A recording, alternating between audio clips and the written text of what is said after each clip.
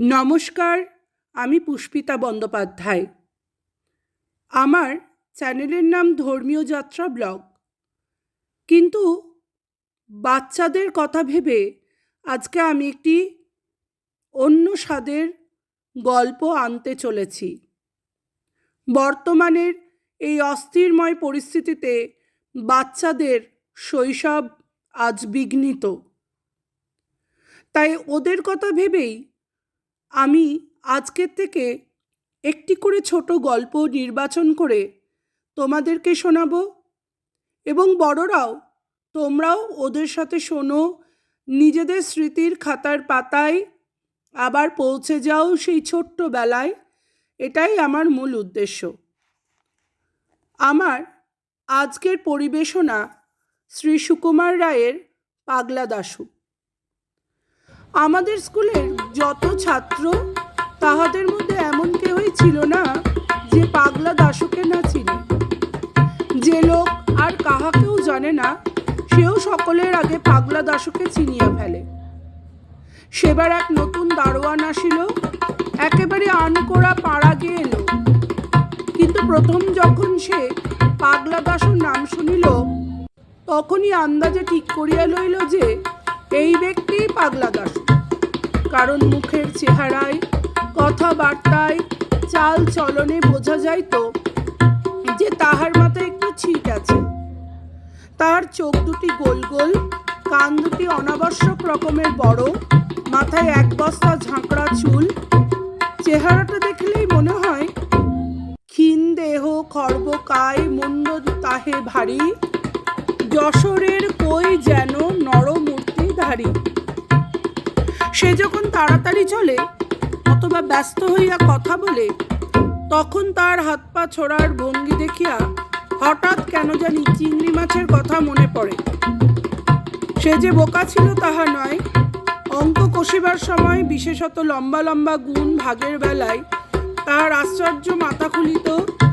আবার এক এক সময় সে আমাদের বোকা বানাইয়া তামাশা দেখিবার জন্য এমন সকল ফন্দি বাহির করিত যে আমরা তাহার বুদ্ধি দেখিয়া অবাক হইয়া থাকিতাম। দাশু অর্থাৎ দাশরথী যখন প্রথম আমাদের স্কুলে ভর্তি হয়, তখন জগবন্ধুকে আমাদের ক্লাসের ভালো ছেলে বলিয়া সকলে জানিত।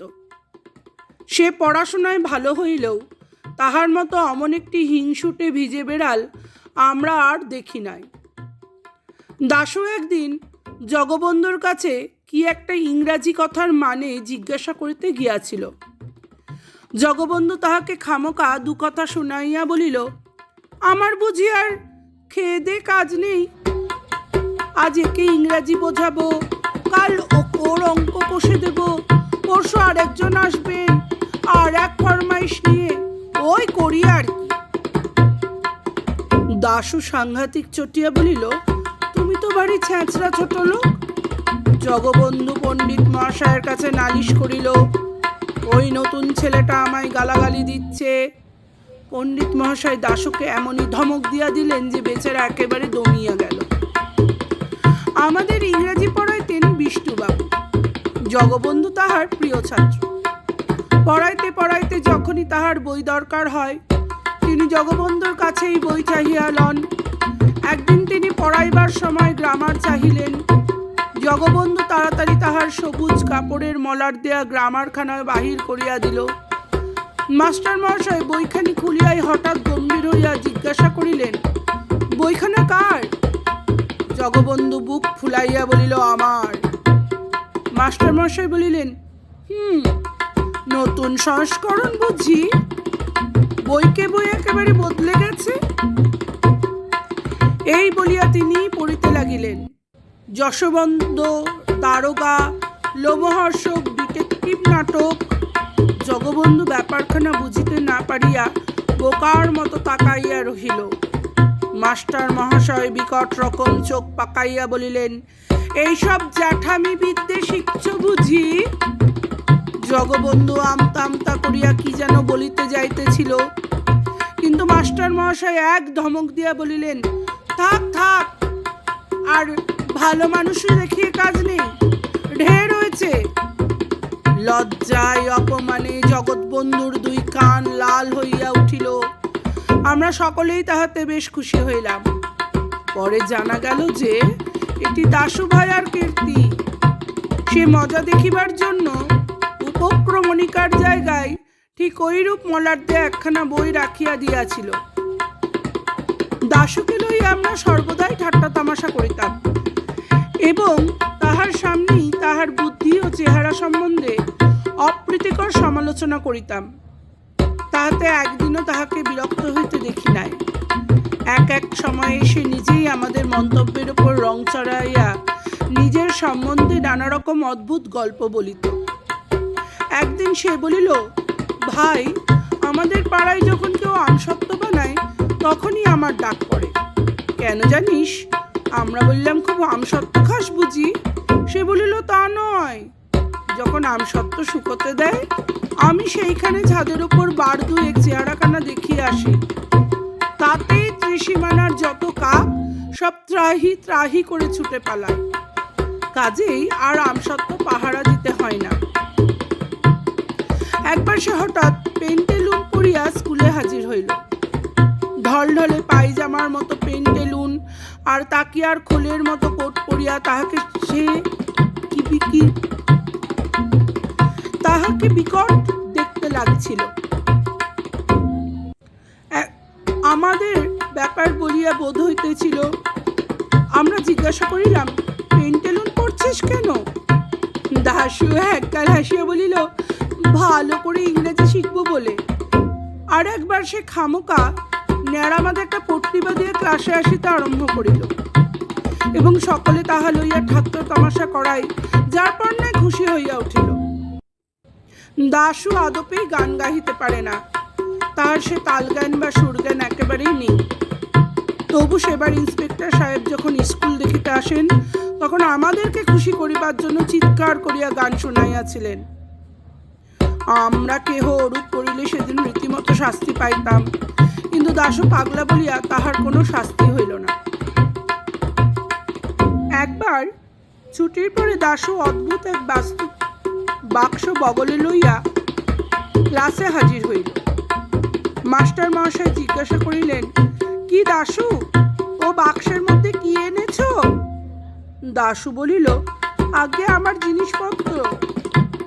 জিনিসপত্রটা কিরূপ হইতে পারে এ লইয়া আমাদের মধ্যে বেশ একটু তর্ক হইয়া গেল।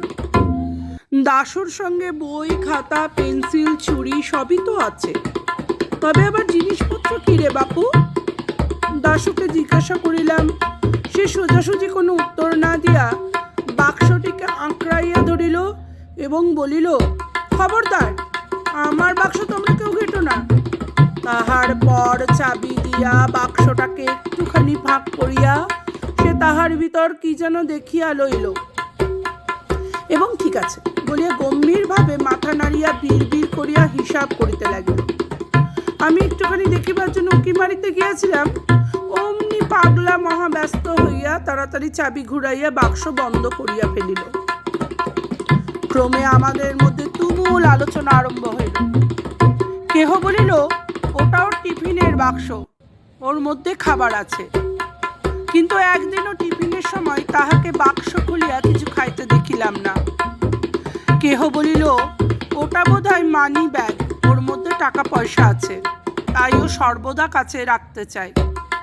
আর একজন বলিল, টাকা পয়সার জন্য অত বড় বাক্স কেন? ও কি স্কুলে মহাজনী কারবার খুলবে নাকি? একদিন টিফিনের সময় দাশু হঠাৎ ব্যস্ত হইয়া বাক্সের চাবিটা আমার কাছে রাখিয়া গেল আর বলিল, এটা এখন তোমার কাছে রেখো, দেখো হারাই না যেন। আর আমার আসতে যদি একটু দেরি হয় তবে তোমরা ক্লাসে যাবার আগে ওটা দারোয়ানের কাছে দিও। এই বলিয়া সে বাক্সটি দারোয়ানের জিম্মায় রাখিয়া বাহির হইয়া গেল। তখন আমাদের উৎসাহ দেখে কে? এতদিনে সুবিধা পাওয়া গিয়াছে, এখন দারোয়ানটা একটু তফাৎ গেলেই হয়। খানিক বাদে দারোয়ান তার রুটি পাকাইবার লোহার উনানটি ধরাইয়া কতগুলো বাসনপত্র লইয়া কলতলার দিকে গেল। আমরা এই সুযোগের অপেক্ষায় ছিলাম। দারোয়ান আড়াল হওয়া মাত্র আমরা 5-7 জন তার ঘরের কাছে সেই বাক্সের উপর ঝুঁকিয়া পড়িলাম। তাহার পর আমি চাবি দিয়া বাক্স খুলিয়া দেখি বাক্সের মধ্যে বেশ ভারী একটা কাগজের পোঁটলা ন্যাকড়ায় ফালি দিয়া খুব করিয়া জড়ানো। তাড়াতাড়ি পোঁটলার প্যাঁচ খুলিয়া দেখা গেল তাহার মধ্যে একখানা কাগজের বাক্স, তাহার ভিতরে আর একটি ছোট পোঁটলা। সেটি খুলিয়া একখানা কার্ড বাহির হইল। তার এক পিঠে লেখা কাঁচকলা খাও, আর এক পিঠে লেখা অতিরিক্ত কৌতূহল ভালো নয়। দেখিয়া আমরা উহার মুখ চাওয়াচাই করিতে লাগিলাম। সকলের শেষে একজন বলিয়া উঠিল, ছোকরা আচ্ছা, যা হোক আমাদের বেজায় ঠকিয়েছে। আর একজন বলিল, এমনভাবে বাঁধা ছিল তেমনই করে রেখে দাও, সে যেন টেরও না পায় যে আমরা খুলেছিলাম, তাহলে সে নিজেই জব্দ হবে। আমি বলিলাম, বেশ কথা, ও আসলে পরে তোমরা খুব ভালো মানুষের মতো বাক্সটা দেখাতে বলো, আর ওর মধ্যে কি আছে সেটা বারবার করে জানতে চেও। তখন আমরা তাড়াতাড়ি কাগজপত্রগুলো বাঁধিয়া আগেকার মতো পোঁটলা পাকাইয়া বাক্সে ভরিয়া ফেলিলাম। বাক্সে চাবি দিতে যাইতেছি, এমন সময় হো হো করিয়া একটা হাসির শব্দ শোনা গেল। চাহিয়া দেখি পাঁচিলের ওপর বসিয়া পাগলা দাশু হাসিয়া কুটি কুটি। হত ভাগা, এতক্ষণ চুপি চুপি তামাশা দেখিতেছিল। তখন বুঝিলাম আমার কাছে চাবি দেওয়া, দারোয়ানের কাছে বাক্স রাখা, টিফিনের সময় বাহিরে যাওয়ার ভান করা, এ সমস্ত তাহার শয়তানি। খামোকা আমাদের আহাম্মক বানাইবার জন্যই সে মিছি মিছি এ কয়দিন ধরিয়া ক্রমাগত একটা বাক্স বইয়া বেড়াইয়াছে। সাধে কি বলি, পাগলা দাশু। বাচ্চারা, বন্ধুরা, কেমন লাগলো তোমাদের এই গল্পটা? অবশ্যই কমেন্টে তোমরা জানাবে। আজকে থেকে একটা নতুন সিরিজ শুরু করলাম। কেমন লাগলো দর্শকেরা, পাঠকেরা, শ্রোতারা? আমাকে তোমরা বন্ধু ভেবো, আমি তোমাদের গল্প শোনাবো। ধর্মীয় যাত্রা ব্লগে মাঝে মাঝে আপনারা ধর্মের কথাও শুনতে পারবেন। আর ছোট বাচ্চারা, সখীরা, বন্ধুরা, তোমরা ছোট ছোট গল্প শুনে আবার সেই ছোট্টবেলাতেও যেতে পারবে। আমার ব্লগটি তোমাদের যদি ভালো লেগে থাকে তাহলে সাবস্ক্রাইব করো, শেয়ার করো ও অবশ্যই কমেন্ট করতে ভুলো না। তোমরা কে কোন প্রান্ত থেকে শুনছো, প্লিজ তোমরা তোমাদের নাম এবং জায়গা সমেত আমাকে অবশ্যই জানিও। নমস্কার, আমার নাম পুষ্পিতা বন্দ্যোপাধ্যায়। আমি নতুন নতুন বন্ধুকে আহ্বান জানাচ্ছি আমাদের এই ধর্মীয় যাত্রা ব্লগের পরিবার থেকে। তোমাদের সকলকে জানাই শুভকামনা এবং সাদর আমন্ত্রণ। নমস্কার।